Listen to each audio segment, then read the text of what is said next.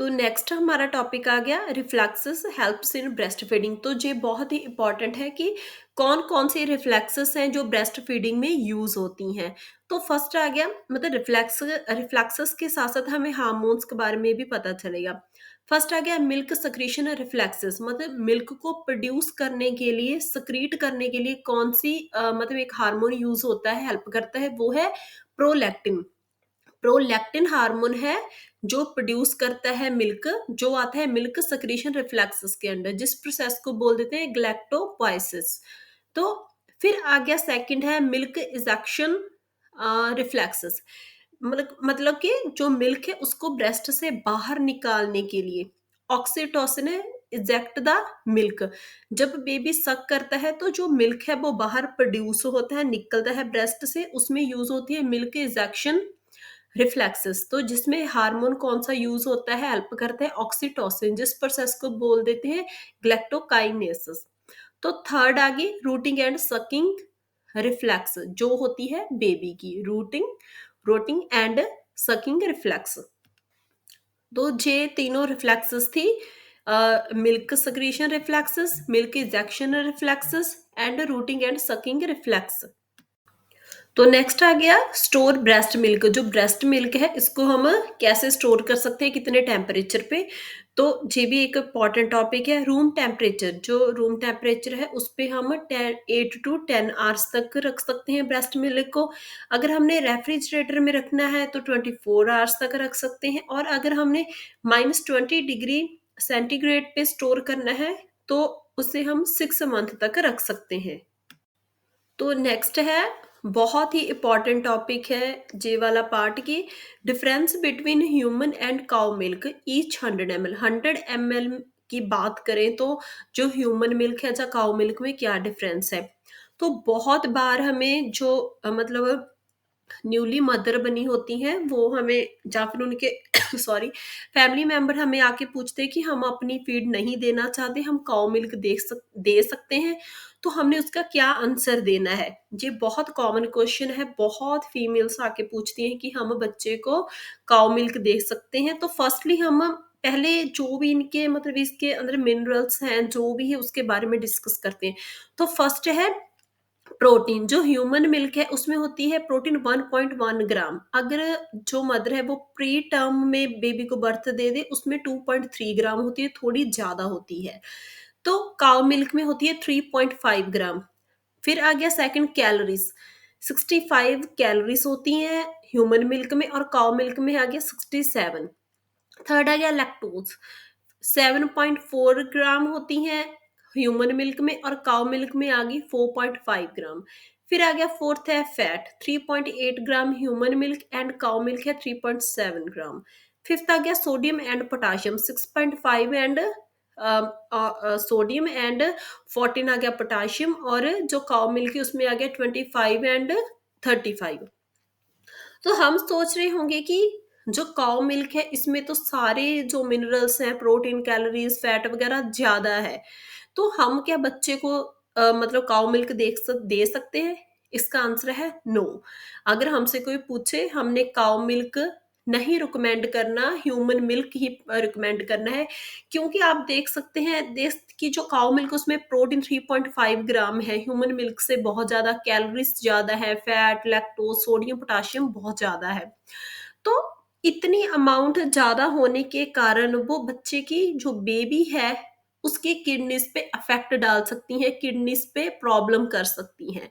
तो जो human milk है ये बेबी के अकॉर्डिंग बिल्कुल इसकी अच्छी क्वांटिटी होती है, तो काउ मिल्क में सारी क्वांटिटीज ज्यादा होने के कारण वो किडनीज में प्रॉब्लम कर सकते हैं। तो हमने बोलना है नो, काउ मिल्क नहीं रिकमेंड करना, ह्यूमन मिल्क ही हमने बोलना है। तो नेक्स्ट हम बात करते हैं 5C। फर्स्ट आ गया काउ मिल्क, सेकंड आ गया कैसीन, थर्ड आ गया कॉलिक पेन, फोर्थ आ गया कॉन्स्टिपेशन, फिफ्थ आ गया काउ मिल्क प्रोटीन। तो हम बात करेंगे इसमें, जैसे कि जब हम कोई मतलब बेबी को काउ मिल्क देते हैं तो उसमें कैसीन बहुत ज्यादा होती है। तो फिर आ गया उससे क्या होता है, कैसीन मतलब प्रोटीन होती है, मिल्क प्रोटीन, वो उसमें ज्यादा होने के कारण मतलब बच्चे में कॉलिक पेन कॉज करेगी, उससे क्या है बेबी को कॉन्स्टिपेशन। तो फिफ्थ आ गया काउ मिल्क प्रोटीन एलर्जी। तो उससे क्या होगा, कई बार बेबी को काउ मिल्क प्रोटीन जो होती है उससे एलर्जी भी हो जाती है। तो जो जो हमने पहले चार्ट में बात की थी कि जो काउ मिल्क होता है उसमें प्रोटीन वगैरह इलेक्ट्रोलाइट्स सोडियम पोटाशियम ज्यादा होते हैं। तो उसमें प्रोटीन वगैरह ज्यादा होने के कारण वो बच्चे में डाइजेस्ट नहीं हो पाती। तो जो मदर की फीड होती है ह्यूमन मिल्क होता है उसमें लाइपेज होते हैं और बच्चे को वो इजीली डाइजेस्ट हो जाता है। जो काउ मिल्क है dangerous as it high protein vitamin D vitamin B electrolytes and casein. तो ये सारा कुछ हाई अमाउंट में होने के कारण बेबी में ये डाइजेस्ट नहीं हो पाता। इसीलिए जो उसके लिए बेनिफिट है अच्छा है उसकी हेल्थ के लिए वो है ह्यूमन मिल्क मदर का मिल्क ब्रेस्ट मिल्क। तो नेक्स्ट बहुत इंपॉर्टेंट टॉपिक है जो हम बात करेंगे, types of breast milk. Breast milk की कौन कौन सी टाइप है जी, आप ध्यान से सुनना बहुत इंपॉर्टेंट है। फर्स्ट आ गया क्लोस्ट्रॉम। जो फर्स्ट टाइप है वो है क्लोस्ट्रॉम मिल्क, जो आता है first 2 to 4 days after birth. जब बेबी की बर्थ हो जाता है मदर की डिलीवरी हो जाती है तो 2 to 4 days तक जो मिल्क आता है उसको बोल देते हैं क्लोस्ट्रॉम मिल्क। तो इसका कलर कैसा होता है, येलो गोल्डन कलर का होता है, थिक होता है एंड थोड़ा स्टिकी होता है। तो फिर इस बात करते हैं इसके क्या क्या बेनिफिट्स होते हैं। Rich in antibodies specially IgA, जो कि बेबी को इन्फेक्शन से प्रोटेक्ट करने के लिए एंटीबॉडीज होती है। तो उसमें बहुत सारी एंटीबॉडीज होती हैं, स्पेशली कौन सी, आईजीए। फिर आ गया high in protein and vitamin A E के होते हैं, बहुत सारे विटामिन होते हैं।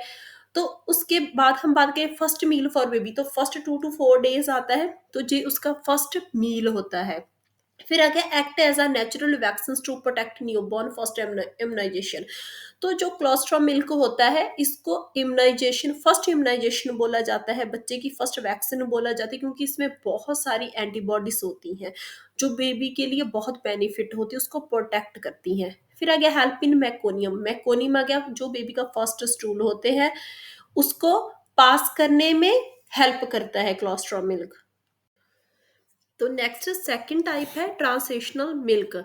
टाइम इसका क्या होता है, कब जे प्रोड्यूस होता है, Day 4 to about 2 weeks, मतलब 14 days तक पोस्टपार्टम, मतलब डिलीवरी होने के जो फोर्थ डे होता है। फर्स्ट तो आ गया क्लोस्ट्रॉम मिल्क, उसके Day 4 से लेके 14 days तक बोल सकते हैं पोस्टपार्टम में जे, मतलब इसका टाइम होता है प्रोड्यूस होने का। फिर आगे इसका कलर क्रीमी वाइट और जेलोइश कलर का होता है जी।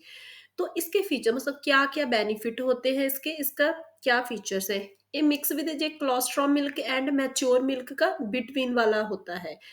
तो फिर आ गया इंक्रीजिंग इन, इसमें क्या क्वालिटीज होती हैं, फैट होती है, लैक्टोज की मतलब जो अमाउंट है वो बढ़ जाती है, फैट बढ़ जाती है और कैलोरीज बढ़ जाती हैं। तो volume increases to meet a baby growing needs. तो जो मतलब बेबी ने डे बाय डे ग्रो करना है, जो उसकी नीड्स मीट कर रही हैं, जो उसकी रिक्वायरमेंट्स है उसके अकॉर्डिंग इसका वॉल्यूम इंक्रीज हो जाता है। मतलब जैसे बेबी ने ग्रो करना है जो उसकी नीड्स है उसके अकॉर्डिंग ही इसका वॉल्यूम इंक्रीज हो जाता है, और एज वेल एज इसमें फैट लैक्टोज एंड कैलोरीज भी इंक्रीज होती हैं। तो नेक्स्ट हम बात करते हैं थर्ड टाइप है मैच्योर मिल्क। तो time from about 2 weeks postpartum onwards, मतलब जब 2 हफ्ते हो जाते हैं डिलीवरी को, या फिर 14 days 15 days में ये मिल्क स्टार्ट होता है मैच्योर मिल्क। इसकी भी आगे 2 टाइप्स होती हैं। सब टाइप्स क्या है, फोर मिल्क बोलते हैं, एक को बोलते हैं hind milk. Four milk, firstly हम बात करते हैं फोर मिल्क। ये थिन एंड वाटरी होता है, comes at beginning of feeding.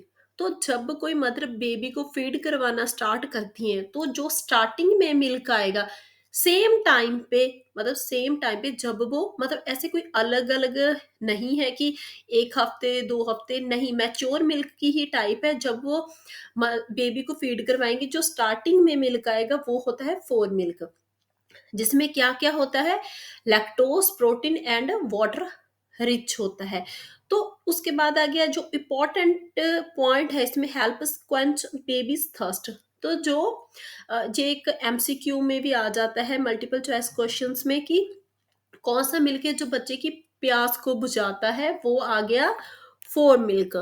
उसके बाद आता है hind milk, comes later during the same feed, मतलब पहले फोर मिल्क आएगा थोड़ा टाइम, उसके बाद आता है हाइंड मिल्क जो कि थिकर एंड क्रीमी होता है। हायर इन फैट कंटेंट, इसमें होता है फैट कंटेंट ज्यादा हो जाते हैं। तो इसके मतलब क्या बेनिफिट होते हैं बच्चे के लिए, हेल्प्स वेट गेन एंड स्टाइटी, मतलब आ गया सेटिस्फेक्शन के लिए, मतलब बच्चे का वेट गेन में हेल्प करते हैं और उसको सेटिस्फेक्शन होती है, मतलब उसको मतलब फीलिंग आती है कि उसका पेट फुल हो गया, उसकी भूख है, हंगर है, अब नहीं है, मतलब सेटिस्फेक्शन के लिए जो हाइंड मिल्क है वो बहुत इंपॉर्टेंट है। तो नेक्स्ट आ गया Contra indications of breast milk. तो हमने पहले बात की है कि जो ब्रेस्ट मिल्क है वो बहुत ज़्यादा इंपॉर्टेंट है बेबी के लिए, पर कई ऐसी कंडीशंस होती हैं जब ब्रेस्ट फीड कॉन्ट्रा इंडिकेटेड होती है, हम नहीं दे सकते। इसमें भी एक आ गया एब्सोल्यूट कॉन्ट्रा इंडिकेशन, मतलब जिसमें बिल्कुल भी नहीं देनी फीड। फिर आ गया एक आ गया रिलेटिव कॉन्ट्रा इंडिकेशन, मतलब जिसमें है कि कई ऐसी कंडीशन है जिस कंडीशंस में दे सकते हैं क्योंकि उसमें नुकसान से ज़्यादा मतलब फ़ायदा हो रहा है बेबी को फीड का। फर्स्ट बात करेंगे एब्सोल्यूट कॉन्ट्राइंडिकेशन, जिसमें बिल्कुल भी नहीं देनी। फर्स्ट पॉइंट आ गया ग्लैक्टोसीमिया, उस कंडीशन में नहीं देनी। फिर आ गया लैक्टोज इंटॉलरेंस है, उसमें भी नहीं देनी। फिनाल कीटोयूरिया है, उसमें नहीं देनी। जो मदर है ऑन कीमोथेरेपी हो रही, मतलब कैंसर का ट्रीटमेंट चल रहा है जहाँ रेडिएशंस का चल रहा है, उस कंडीशन में नहीं देनी। और एक मोस्ट इंपॉर्टेंट पॉइंट है मिक्स्ड फीडिंग। मिक्स्ड फीडिंग का मतलब आ गया कि वो नहीं देनी कि कभी बेबी को ह्यूमन मिल्क दे रहे हैं, कभी बेबी को काउ मिल्क दे रहे हैं, ऐसे नहीं करना। फिर आ गया रिलेटिव कॉन्ट्राइंडिकेशन, मतलब जिसमें है बेबी को कई कंडीशन में डॉक्टर है रिकमेंड करते हैं कि आप ब्रेस्ट फीड कर सकते हो क्योंकि उसमें बेबी को फायदा ज्यादा होता है, नुकसान कम होता है। तो फर्स्ट आ गया एक्टिव अनट्रीटेड ट्यूबरक्लोसिस की कंडीशन में, वेरिसेला जोस्टर की कंडीशन, हर्पस सिम्प्लेक्स वायरस की कंडीशन में, जहाँ फिर मैटरनल एचआईवी, मदर को एचआईवी है। तो ये सारी कंडीशन है जो एब्सोल्यूट कॉन्ट्राइंडिकेशंस है और रिलेटिव कॉन्ट्राइंडिकेशंस है। तो ये भी एक मोस्ट इम्पॉर्टेंट एक पार्ट था कि कौन सी ऐसी कंडीशन जिसमें कॉन्ट्रा इंडिकेटेड होती है ब्रेस्ट फीडिंग। तो आई होप आपको ये टॉपिक अच्छे से समझ आ गया होगा। अगर आपको अच्छा लगा मेरे चैनल को लाइक करना, शेयर करना एंड सब्सक्राइब करना। Thank you.